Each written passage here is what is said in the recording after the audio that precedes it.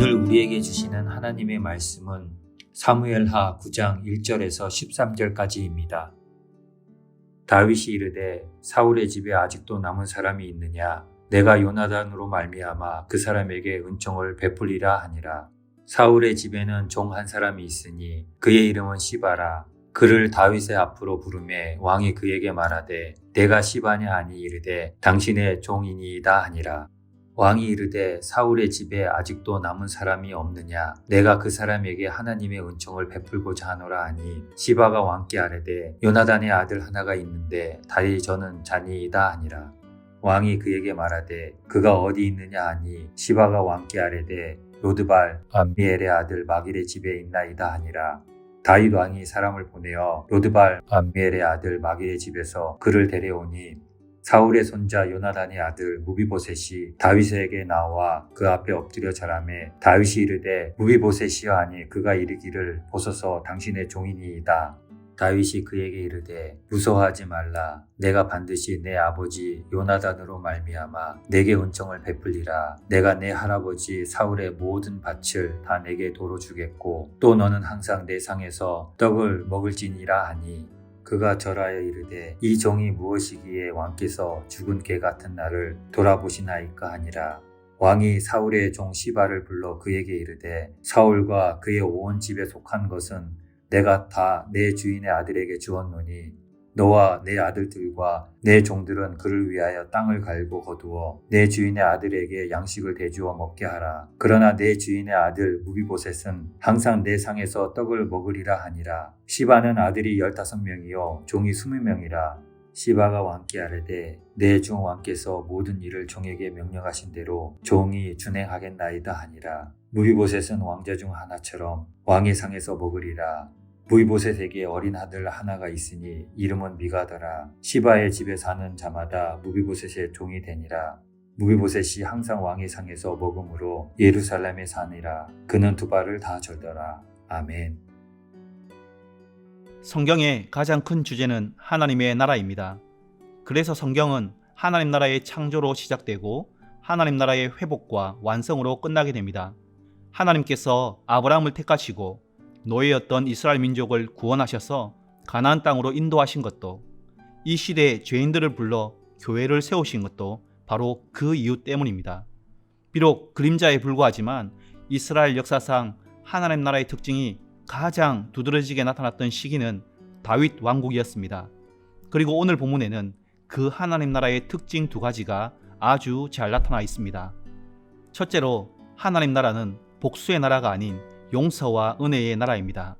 우리가 지난 본문에서도 살펴보았듯이 다윗 왕국이 점점 강성해집니다. 동, 서, 남, 북 어느 나라든지 하나님께서 다윗으로 하여금 이기고 이기게 만드셨습니다. 하나님의 신실한 언약적 은혜가 다윗과 그의 왕국에 함께한 것입니다.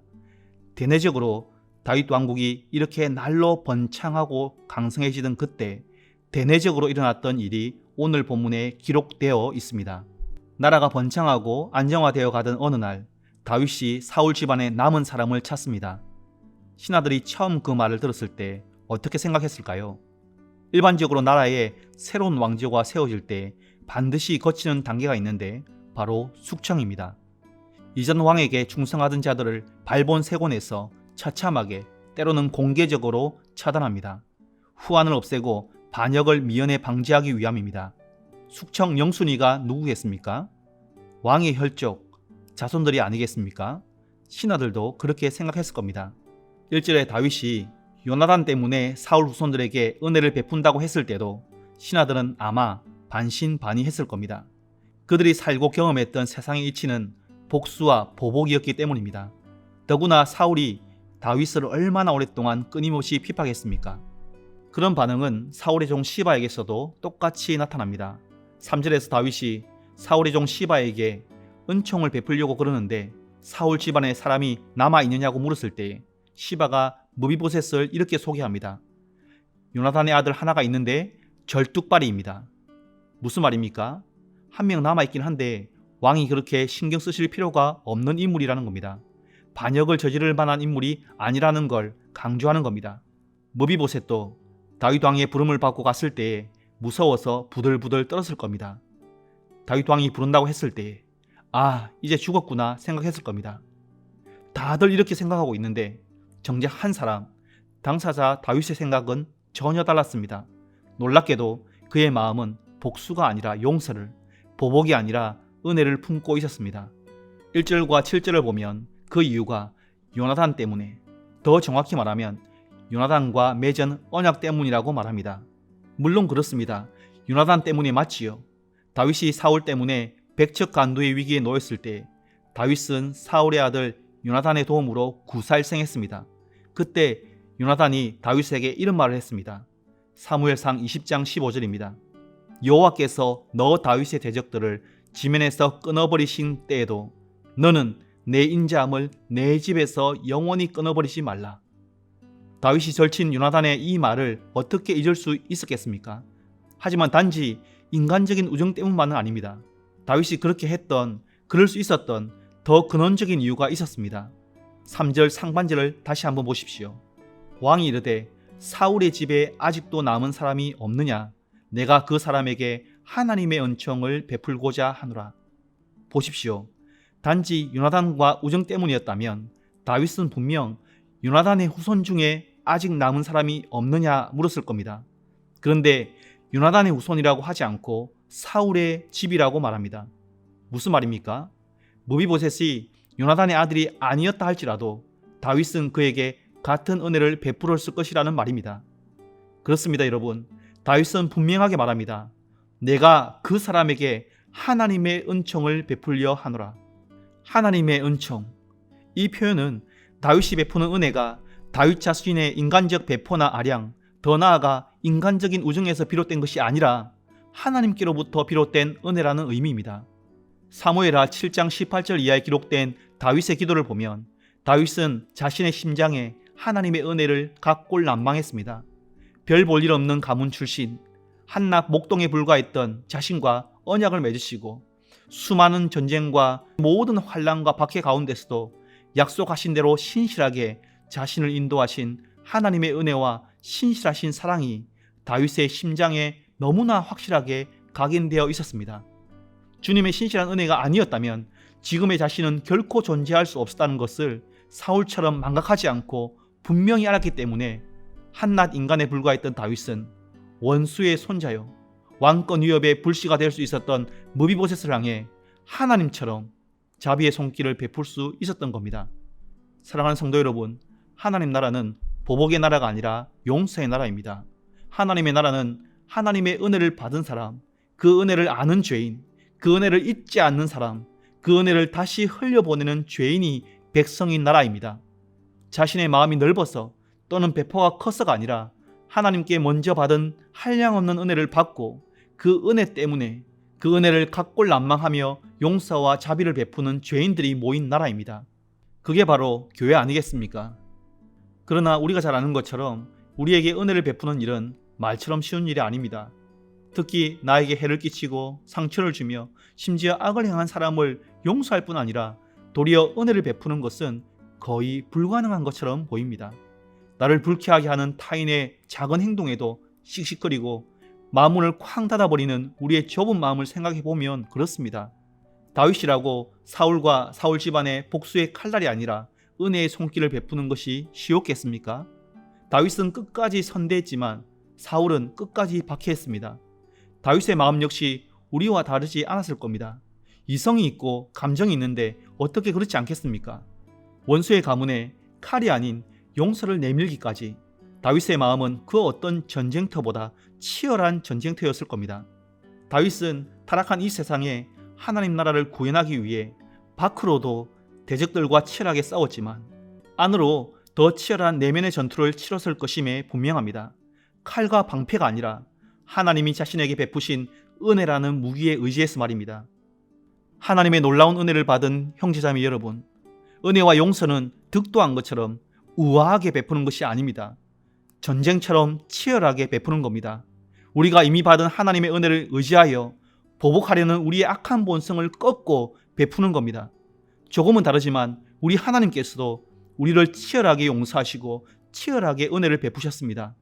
가시 면류관을 쓰시고 잔혹한 십자가에 달려 피투성이가 되신 예수님이 바로 그 치열함의 증거입니다.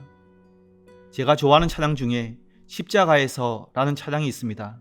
가사가 이렇습니다. 십자가에서 그는 내 이름을 바꾸셨네. 십자가에서 그는 내 이름 바꾸셨네. 고아에서 아들로, 거절에서 용납으로, 죄인에서 의인으로 바꾸어 주셨네. 저주에서 축복으로, 원수에서 여인으로, 창기에서 신부로 바꾸어 주셨네. 십자가에서 그는 내 이름 바꾸셨네. 십자가에서 그는 내 이름 바꾸셨네. 혹시 자신을 힘들게 하고 상처를 준 사람으로 내면의 전쟁 중에 계신 분이 있습니까? 그렇다면 그 참혹한 십자가에서 원수였던, 고아였던, 저주였던, 창기였던 우리를 향해 베푸신 주님의 은혜를 두 손으로 꽉 잡으시기 바랍니다. 그 유일한 무기를 들고 우리의 마음을 점령하려고 하는 복수심, 무자비함과 치열하게 싸우시기 바랍니다. 그리고 하나님의 풍성한 은혜에 힘입어 전투에서 꼭 승리하시기 바랍니다. 승리하신 주님께서 은혜와 용서의 날을 세우시고 우리에게 임하게 하신 것처럼 우리의 승리를 통해 은혜와 용서의 나라가 아름답게 우리의 삶 가운데 임하게 될 것입니다. 두 번째로 하나님의 나라는 감사의 나라입니다. 다윗 왕의 부름을 받은 무비보셋은 두려워 떨며 그 앞에 엎드립니다. 그는 죽음을 직감했을 겁니다. 그런데 그에게 들려온 음성은 무서운 심판의 음성이 아니라 자비로운 은혜의 음성이었습니다. 구원의 목소리였습니다. 다윗은 그를 살려줄 뿐 아니라 사울의 토지를 돌려줍니다. 심지어 다윗과 한 식탁에 둘러앉아 식사를 나누는 엄청난 특권까지 부여합니다. 숙청대상 영순위에서 왕자의 자리에 앉는 대이변이 일어난 겁니다. 같은 식탁에 앉아 식사를 함께 나눈다는 것이 관계에서 어떤 의미인지 말씀드리지 않아도 잘 아실 겁니다. 더 이상 원수가 아니라 한 가족, 자녀 중 하나로 대하겠다는 뜻이지요. 이것이 얼마나 엄청난 일이고 이에 대한 다윗의 의지가 얼마나 확고했던지 본문은 7절, 10절, 12절, 13절 무려 4번이나 반복하고 있습니다. 이날 무비보셋에게 일어난 기적적인 변화는 무비보셋의 어떠함이 아니라 오직 다윗이 베푼 은혜로 인한 것이었습니다. 그 놀라운 은혜 앞에 무비보셋은 무너지면서 이렇게 고백합니다. 8절입니다. 그가 저라 이르되 이 종이 무엇이기에 왕께서 죽은 개 같은 나를 돌아보시나이까. 이 고백 속에는 두 가지 분명한 의미가 담겨 있습니다. 하나는 무비보셋이 자신의 비참한 처지를 너무나 잘 알고 있었다는 사실입니다. 대적의 후손, 그것도 두 다리를 저는 보잘것없는 존재임을 절감했습니다. 자기 자신을 종으로, 특히 죽은 개에 비유한 것이 이를 잘 보였습니다. 그러나 이 고백에 담긴 더 중요한 의미는 죽은 개 같은 자신에게 은혜를 베푼 다윗을 향한 감사와 감격입니다. 죽은 개 같은 나를 돌아보시나이까. 무슨 뜻입니까? 죽어 마땅한 죄인에게 어떻게 이런 엄청난 은혜를 베푸십니까? 라는 말입니다. 뒤에 확인하겠지만 은혜에 감격한 무비보셋은 어떤 위기 상황 속에서도 다윗을 끝까지 배신하지 않고 평생 다윗을 따르는 감사의 사람으로 살아가게 됩니다. 은혜 받은 성도 여러분, 무비보셋의 고백이 우리 평생의 고백이 되길 간절히 소원합니다. 은혜를 은혜로 아는 성도, 은혜를 제대로 받은 성도 되시길 주님의 이름으로 축복합니다. 은혜를 은혜로 아는 성도들은 받은 은혜를 절대 가볍게 여기거나 당연시하지 않습니다. 왜입니까? 은혜를 제대로 받은 죄인들의 마음속에는 더 이상 당연함이 아닌 감사가 자리 잡기 때문입니다. 감사라는 단어가 은혜라는 뜻을 가진 라틴어 그라티아에서 유래했다는 사실을 아십니까? 또 감사를 의미하는 헬라어 유카리스티아 역시 은혜를 의미하는 카리스에서 태어났습니다. 이는 은혜와 감사는 동전의 양면이고 은혜는 반드시 감사를 낳는다는 의미입니다. 그렇다면 감사야말로 하나님의 놀라운 은혜를 받은 성도들의 삶의 핵심이 아니겠습니까? 신학자 칼 바르트는 이 사실을 다음과 같이 아름답게 표현했습니다. 예수 그리스도를 믿는다는 것은 감사할 줄 아는 존재가 된다는 것이다. 은혜와 감사는 하늘과 땅처럼 한 쌍을 이룬다. 목소리가 메아리를 부르듯 은혜는 감사를 부른다. 번개 뒤에 천둥이 오듯 은혜 뒤에 감사가 온다. 하나님의 본질이 은혜를 베푸는 것이라면 하나님의 백성의 본질은 감사하는 것입니다. 이처럼 하나님의 은혜로 용서받았을 뿐 아니라 하나님의 자녀된 우리에겐 감사는 단순히 행위나 태도가 아니라 정체성 그 자체인 것입니다. 말씀을 맺겠습니다. 성도 여러분, 하나님 나라는 은혜와 용서의 나라, 감사의 나라입니다. 다시 말해 하나님의 은혜와 용서를 먼저 받고 평생 마음에 새겨 하나님처럼 은혜를 베풀고 용서하며 감사하는 은혜 받은 죄인들이 사는 나라입니다. 그리고 그들에 의해 세워져 가는 나라입니다. 형제자매 여러분, 하나님의 놀라운 은혜를 이미 받으셨지요. 그렇다면 은혜 받은 성도답게 은혜와 감사의 삶을 살아갑시다. 그 삶을 통해 우리 자신이 하나님 나라를 먼저 누리고 서문교회가 하나님 나라 공동체가 되고 세상에 하나님 나라를 열어가게 되길 주님의 이름으로 축복합니다. 이 시간 들은 말씀과 교회를 기억하며 기도했으면 좋겠습니다. 먼저 무비보셋처럼 평생 하나님의 은혜에 감격하고 감사하며 다윗처럼 은혜와 용서를 베푸는 삶을 살아가게 하소서. 이렇게 기도합시다. 교회를 위해 기도하실 때에 이번 주 금요일부터 있을 청년부 수련을 통해 서문의 청년들이 하나님 은혜를 더 깊이 체험하며 서로 올바른 사랑의 관계를 더 깊이 맺어가게 하소서. 이 두 가지 제목으로 기도하시고 개인적인 기도 제목으로 기도하시겠습니다.